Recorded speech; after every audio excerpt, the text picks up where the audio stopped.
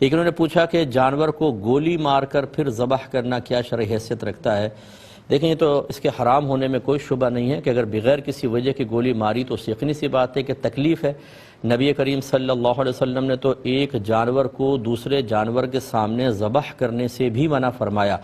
اور اس کی علت یہی لکھی ہے کہ جب ایک جانور کو دوسرے کے سامنے ذبح کریں گے تو جانور میں عقل تو نہیں ہوتی لیکن احساس و شعور ضرور ہوتا ہے، تو وہ خوف محسوس کرتا ہے، صدمہ محسوس کرتا ہے، وحشت محسوس کرتا ہے۔ تو ہماری شریعت تو جانور کو وحشت میں مبتلا کرنا بھی پسند نہیں کرتی، حالانکہ کچھ دیر بعد اس نے ذبح ہونا ہے، چاہے جائے کہ گولی ماری جائے۔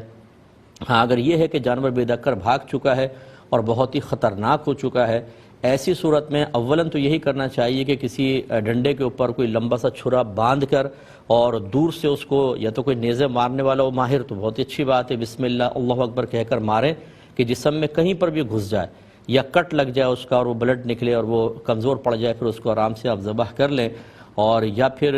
مطلب قریب جا کے چبو دیں۔ تو یہ سب سے پہلی صورت۔ لیکن اگر ایسا نہیں ہے اور آپ سمجھتے ہیں کہ یہ بدک کر بھاگ چکا ہے اور جتنی دیر ہوگی اتنا ہی زیادہ لوگوں کو نقصان پہنچائے گا، ٹکرے مار رہا ہو، تو پھر بھی اس کو کہیں دماغ وغیرہ میں نہیں، پیر میں ایسی ماریں کہ وہ لنگڑا ہو جائے اور پھر اس کو ذبح کریں۔ یہ حالت اضطرار والا معاملہ کہلاتا ہے، یعنی مجبوری کی صورت میں ایسا ہو سکتا ہے، عام نارمل حالت میں ایسا ہرگز نہ کیا جائے۔